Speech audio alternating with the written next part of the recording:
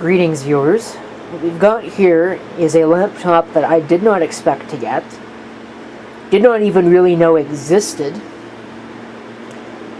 and it's kind of cool that I've got one, but I really don't know what I'm going to do with it. If you're wondering, this belongs to HP's HDX Premium series. The HP HDX Premium series would have been pretty well top of the line for HP of the time period, with the possible exception of some of their business grade machines like the Elite books and the Pro books and things like that. But those are the kinds of things that consumers wouldn't normally buy. If you walked into a Best Buy in 2008, or up here in Canada it would have been Future Shop, and you were looking for the most expensive laptop money could buy, one of these things would probably have been a serious contender for that. One thing that's very interesting is I never actually saw the HDX18 in Future Shop back in the day. The only ones that I ever saw, the highfalutin laptops, were these, the Toshiba Cosmio, I think is how you pronounce that, or Quasmio or something, Qosmio. And I actually had my eyes set on one of these things back in the day because I just thought that it was so cool to have a laptop that just looked so different and so fancy. Of course, obviously, when you're not made of money, you can't buy one of these things. And quite frankly, I really didn't need one of these things. So I never ended up getting one. I'm not sure if I'm unique in this regard. I suspect probably not, but there's got to be people out there who, like me, have never heard of the HP HDX Premium series of laptops before now. And, I've certainly never seen one in person before seeing this one. Just the same thing with the Toshiba Cosmios. I've never seen one of those in person either, other than the few display models that I saw while I was laptop shopping back in the day. So I can't imagine that very many people bought these. And when you consider that the MSRP for the base model HP HDX18, which is what this is, I think this might even be the base model too, I'm not sure, I'll get into that in a minute. When you consider that the base model MSRP was almost $2,200, you kind of start to realize why they were not very widespread. Because you got to remember that the kinds of folks that are going to be spending that kind of money on a laptop are probably the kinds of folks who are just going to go and buy a Mac. And I'm not trying to slander the Macintosh in any way, it's a different subset of clientele. But somebody who is looking specifically to buy a PC is probably not looking to spend $2,000 on a laptop. I'm just saying. So, what does your $2,200 get you? Well, let's have a look at this thing. You see, we got quite a fancy pattern on the top. I have not cleaned it yet. I probably should do that. I'm going to make a comment, just a side note. It's not limited to these $2,200 laptops. I think pretty much every machine of the time period was like this. I am not a fan of these glossy plastics, and you can probably very clearly see why. They just get covered in fingerprints and look really nasty after a while. They're also really easy to scratch. I don't like it. I never did. Let me take a look at the front. I don't think there's anything really on the front to take a look at. Let's have a look at the side. Because this is 18 inches, this is kind of difficult to maneuver a little bit.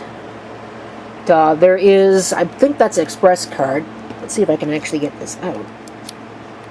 I believe that, yes, that is express card. It's nice and shiny. I imagine that's chrome paint. There's a FireWire, or 1394 port if you must. USB, there's a second USB port that's a combination with eSATA. I'm not sure if that really helped, but there's an HDMI port. I wanted you to be able to see the writing, but I think that really didn't do anything for that. There's Ethernet. There is, I'm not really sure what that actually is, what they would call that. It's like an HP proprietary connection port. You should probably look it up and find out. I'd imagine that this is probably for something like a floppy drive or some kind of other external connection. Maybe it might be for the docking station. I'm not sure, but there's VGA here. There's your Kensington lock there. I don't think there's anything on the back. Nope, nothing on the back. Flip it around once again and reveal what's on the other side. There is the power input. Right here would actually be a television input. You could spec one of these with a TV tuner, but this one obviously doesn't have that, so that's just a blank. You can't pull that out, at least not insofar as I've been able to figure out. There's another USB port there. Here's another nice thing right here. Check that out. That's actually a Blu-ray drive. It's not a burner, not a Blu-ray burner. I mean, it is a burner. It will burn DVDs and CDs, but it will not burn Blu-rays. But I think this is the first and only time I have ever seen a Blu-ray drive in a laptop. I've seen them in desktops before, not very often, but I have seen them, but I've never seen one in a laptop. So that's pretty neat, although it doesn't matter these days because I don't think anybody really cares about Blu-rays anymore. I think most people are just getting things online or streaming, whatever. I guess that's also online. Well, you know what I mean, right? USB port. There are 2 headphone jacks. And there's a microphone jack. Alright, I lied. There are things on the front. I was wondering where it was. I didn't see it on the side, but the card reader is on the front. You can see it there. Pretty standard card reader. And there's also an infrared port on the front. Now you're probably looking at this gigantic thing here and wondering just what the heck is going on with this. One of the things HP did a lot of, and I don't know if this was limited to their premium grade laptops or not, but this system has got support for 2 hard drives and 2 serial ATA hard drives in the case of this. I have an HP DV8000 up there and a DV9000 as well, and also have double hard drives. I don't know where in HP's lineup either of those 2 systems fall. I'm not sure if they're higher end or more, you know, middle of the road, like your $600, $700 laptop or not. But here is where it comes into play. I don't know if this is a base model or not, because this thing's got the base model CPU, or at least the lowest end CPU you could equip one of these with, an Intel Core 2 Duo P8400, which I think is clocked at like 2.26 gigahertz or something. I got a ThinkPad with one of those in it. It's a pretty capable chip, but it's the lowest end chip you could spec for one of these. It's got 4 gigabytes of RAM from the factory. I think that you could get less than that, but I don't remember off the top of my head. But the thing that kind of gives me pause is that the information brochure for this was not very clear on what is base model or not as far as hard drives go. I think the base model would have only had 1 hard drive. In this case, we've actually got 2. And what makes it even more interesting is that they are 2 320 gigabyte Fujitsu drives for a total of 640 gigabytes of storage. 320 gigabytes on its own was quite a bit back in 2008 because I bought a external USB hard drive that was 320 gigabytes, and I think I remember spending about $120 on that thing. Boy, how times have changed. HP triple bass reflex subwoofer. Ooh, fancy. I'm not really sure that that's a unique feature to expensive laptops. I'm pretty sure there were a lot of cheapo ones that had that too, just as a way to make it seem like it was better than it really was. The other thing I am going to point out on the bottom of this is not the Windows Vista license, but the fact that it's only got a 1-year warranty.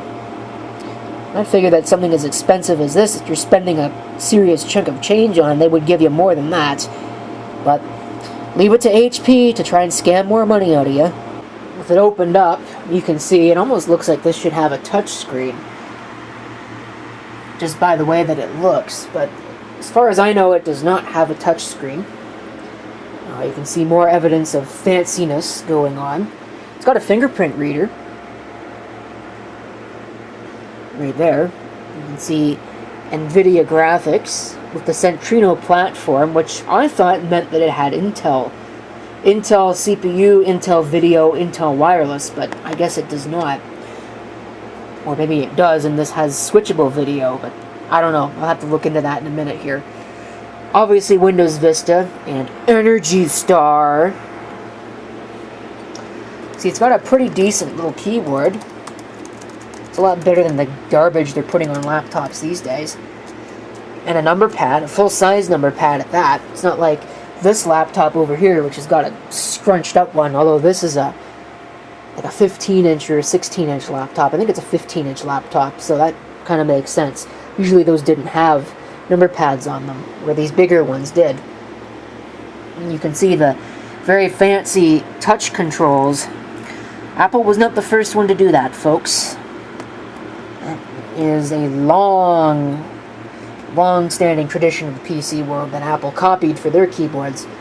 And one other thing about these really expensive laptops: money does not buy you future-proofing.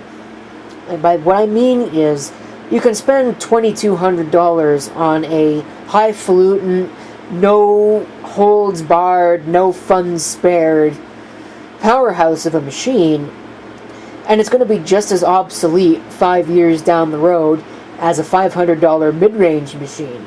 You could argue that it's going to be just as obsolete as like a $200 whatever crap box special, but those crap box specials are usually well and truly obsolete by the time they're sold anyway, so we're just going to completely ignore those. There is a sweet spot to buying a laptop. If you buy the cheapest thing they've got, you're going to get a lemon. If you buy the most expensive thing, you're just throwing money away. Unless, of course, you got a very specific need for something, like, say, a big screen, which is why this particular laptop was purchased, is because it's got the big 18-inch display, which is easy to read from a distance. But, or if you need a gaming laptop, or if you need a desktop replacement. Remember that term? I don't think you would use that term to describe this. Well, you would use it to describe this, but the manufacturers wouldn't. They'd rather call it something else, considering the absolute disaster that was the whole desktop replacement thing. Putting desktop CPUs in laptops. Oh man, that was horrible. Pentium 4s? Yuck. Anyway, of course, we would rather forget that the Pentium 4 was even a thing. Unless you're a collector like I am. Yes, so really it's almost not even worth blowing the extra money on this. Why is this laptop hot here? Take a look at this absolute monstrosity of a power supply. Go and have a look here. Somewhere on it, it says how big it is. 18.5 volts, 6.5 amps. There it is, 120 watts. This thing is massive. This, by comparison, is a typical laptop power brick. It's like not even close. Okay, so now that we've got it plugged in, let's go ahead and power it up.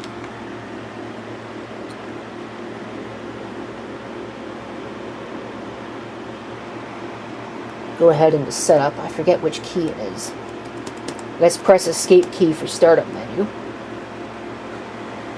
You can see all kinds of things. Go ahead and we'll push F1. We'll just get some information. We don't really need to go into the BIOS setup utility because it's not going to tell us really anything more than what this is. So you can see P8400, yep, 2.26 gigahertz. I was right, I think. I think I said 2.26 and not 2.66, but there you go, 4 gigs of RAM. There's the BIOS revision. Don't know if there's an update. The one problem with HP is at some point, I don't know when, but they decided that it would be in their best interests to erase the internet of the existence of any machine that is a certain age. I don't know what the threshold was. I think it was like 5 years or something. And after 5 years, they just remove all of the information for these. You go look it up and you find absolutely nothing. In fact, their website didn't even know, when I looked up the serial number for this, it didn't even know what it was. Which I think is kind of ridiculous. You know, another reason to never buy an HP product ever. But, you know, they didn't ask me about that when they made that decision, so whatever. You see, factory installed OS is Vista, obviously. Can we go into the BIOS from here? No, I don't think so. So we'll just go ahead and let it boot. In a recent video, I ran the system restore utility, the factory reset.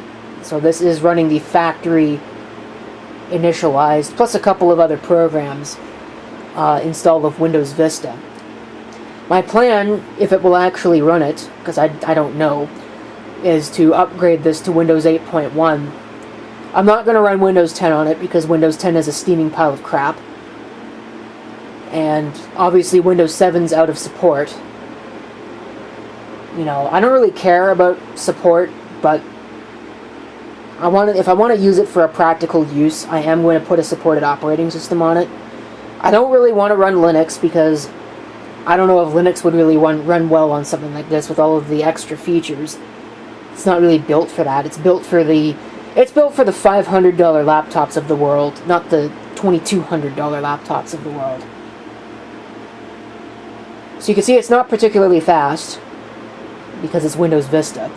So $2,200 does not buy you a fast Windows Vista machine. It is Windows Vista Home Premium. Kind of surprised me that it only comes with Home Premium for something this expensive. I would have expected like Ultimate Edition or something like that, but it's HP. What can you expect? So we'll wait for it to bring up a desktop here, and then we'll take a little closer look at the system itself. Alright, here we are at a desktop, and you can see now I've brought up this so we can take a look at the hard drives. They're both exactly the same. Fujitsu 320GB drives. Looks like they're only SATA 3 GB per second drives, which is unfortunate. It might be that the system is limited to SATA 3 GB per second as well, but they are pretty old drives. Hasn't seen a whole lot of use though in its lifetime. Both of them should be relatively similar in theory. Well, that one's quite a bit lower for some reason. I'm not really sure why. That's kind of interesting. Maybe one of them was replaced under warranty at some point. I'm not really sure, but they're pretty much the same drive. We can go ahead and we can take a look at some more pertinent details of the machine. You know, in a way, I almost miss Windows Vista. I don't miss the instability. I don't miss the constant disk access. I don't miss how slow it was because of the constant disk access. But I kind of miss the time. You know, it was a much simpler time. It predates the whole JavaScript on the web thing by, you know, a number of years. It doesn't predate YouTube, but it predates, I think it does predate Google having bought YouTube. So, like a better time of YouTube. You can see it's running Vista Home Premium Service Pack 2. It actually is the 64-bit version, which surprised me that HP had the foresight to load it with 64-bit Windows. Back in the day, I bought a L300D that I'm sure I've mentioned about 4 million times on this channel. But that was only running 32-bit Windows 7. So I don't know. Although that system only had 2 gigs of RAM, so 32-bit actually made sense in that case. This, being as though it's got 4, 64-bit makes sense. See, Windows is activated and all that other happy jazz. Alright, so we'll go to the device manager. I don't miss that either. You have to give it permission to look at anything. It's kind of ridiculous, but that is what it is. You can see the video, GeForce 9600M. That's actually pretty good for the time period. There's your Blu-ray drive. I wonder if it actually shows up. Oh, I don't see it in there. Webcam shows up. HP webcam. I wonder if this has software on it for the HP webcam. It's IDT audio. Pretty common. Everything else is, you know, pretty standard stuff. There weren't very many players in the market for a lot of the things by the time this was manufactured. Let me see here if there actually is software on this computer that will let me look at the webcam.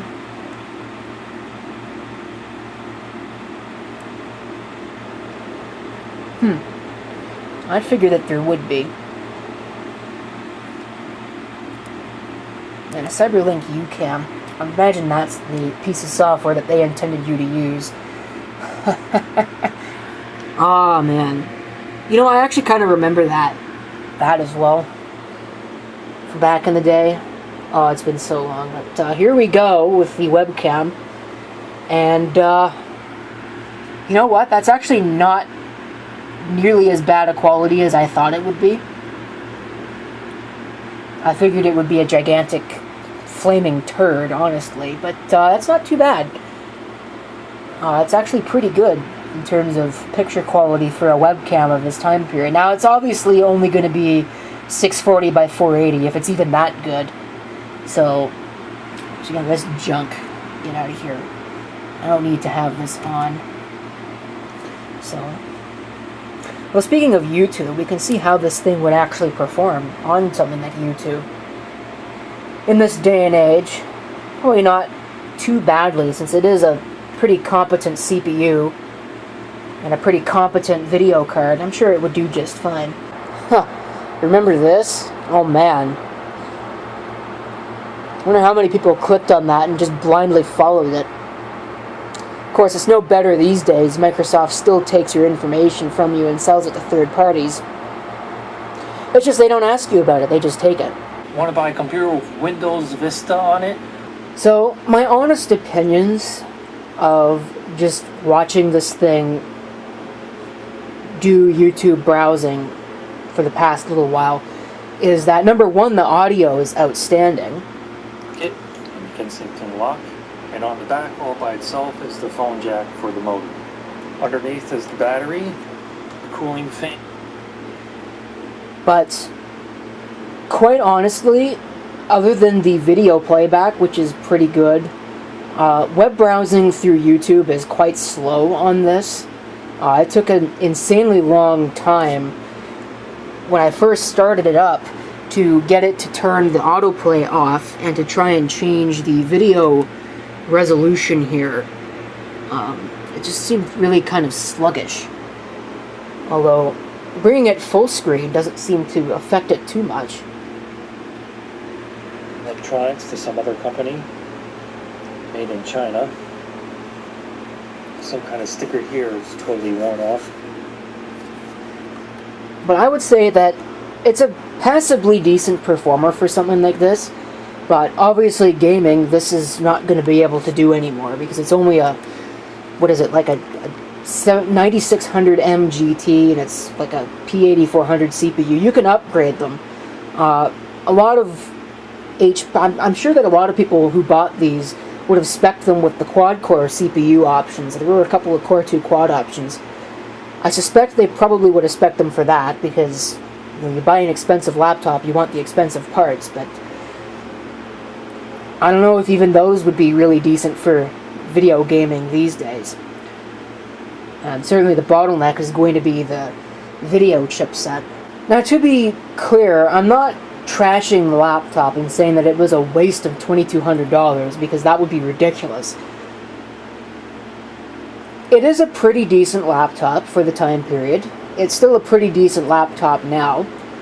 I mean, you could certainly use a Core 2 Duo P8400 CPU with 4 gigs of RAM and a NVIDIA GeForce 9600 GT for a lot of things these days. But it's not what it used to be. It's not a gaming laptop anymore. It's not a professional grade, like a video editing machine. It's not for,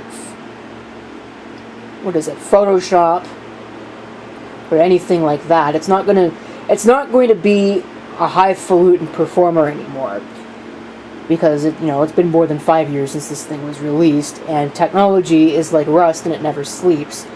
So it's thoroughly obsolete. Useful, but thoroughly obsolete. Does sound pretty good, though.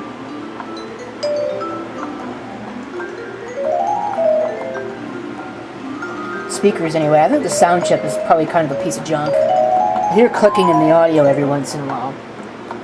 Not sure how much of that I can actually play. I don't want to get my video muted or anything, but there's your laptop, your HP HDX18 personal computer, 18-inch laptop, behemoth desktop replacement thing from 2008. Thoroughly obsolete, but still a functional laptop. Would be fine for web browsing these days. So that's all I can really say about it. I'm not really sure what kind of a practical use I'm going to have for it. I would kind of like to replace my Asus M51E with this, but this will not fit in that bag, so I'm going to have to replace that laptop bag before I really do anything with respect to that. And obviously I'm going to have to upgrade this from Windows Vista, because Windows Vista is not going to cut it. Probably take a backup of it and just make sure that it, have a backup of everything for later on when it falls out, invariably falls out of use, and I go to use it for something else. So for now anyway, that's pretty much it. Thank you for watching. If you've got any comments, feel free to leave them down below. And this is CP666 signing off. Hope to see you next time. Till then.